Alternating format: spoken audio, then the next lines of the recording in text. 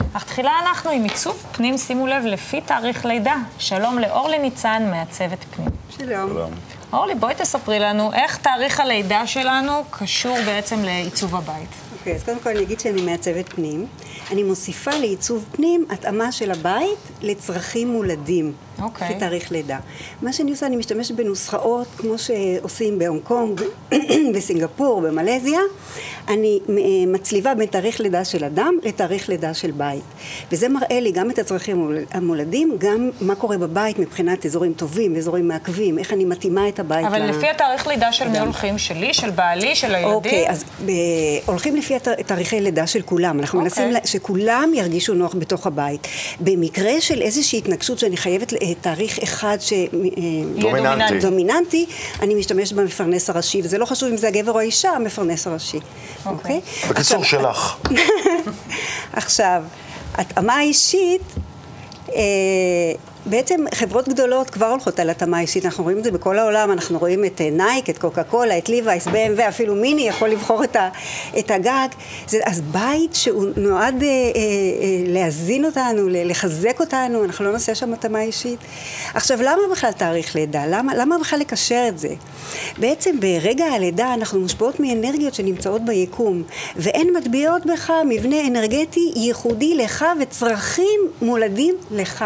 עכשיו, כשאני נכנסת לבית לעצב אותו, אני מזהה את הצרכים המולדים, ואני מזהה את האזורים הטובים בבית לעומת המעכבים, ורק אז אני ניגשת לתכנון. עכשיו, במה זה בעצם משפיע? זה משפיע על גודל החלונות או על צבע הווילונות? לא, זה משפיע על מיקום הפונקציות החשובות, איפה אני אמקם את הפונקציות החשובות, איפה אני אמקם את ההורים, שהם החשובים בבית, הם מחזיקים את כל המשפחה, איפה אני אמקם ילדים, אם יש מישהו בבית שיש לו קושי מסוים, אנחנו נתחשב בו יותר, איך אני דואגת לבריאות של בני הבית, אוקיי? אבל אני אבוא עוד פעם, ואנחנו נדבר ממש על פרקטיקה, על איך לעשות את זה.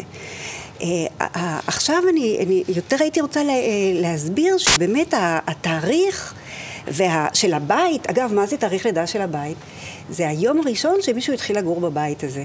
וזה נותן לי את כל המידע על הפוטנציאל של הבית. היום הראשון שמישהו התחיל, זה לא חייב להיות את, מישהו, כן. אוקיי. כן. עכשיו תראו, החשיבה שלנו היא ליניארית, נכון? אנחנו חושבים קודם, אחר כך. השפה היא ליניארית, נכון? מבנה של מילים במשפט.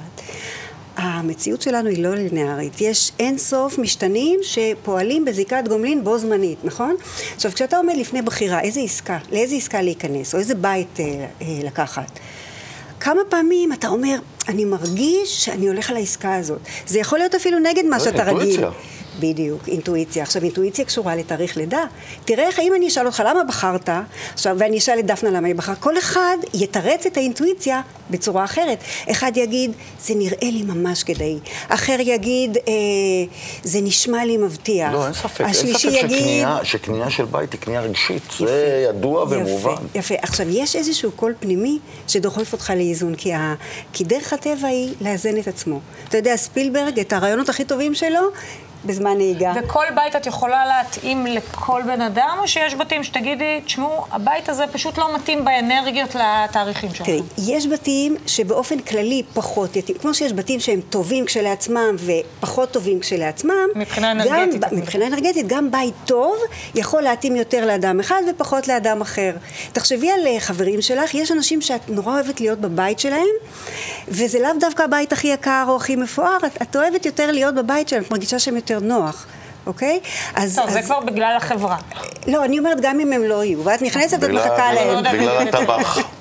נכון, גיא מבשל מצוין, אני אוהבת להיות אצלה. כן. עכשיו, בעצם,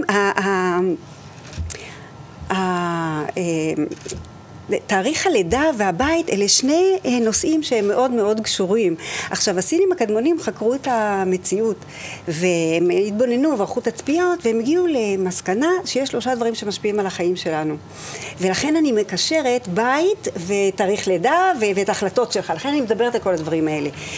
הדבר הראשון, הם קוראים לזה מזל שמיים. זה תאריך הלידה שלך, כל מה שלא בחרת.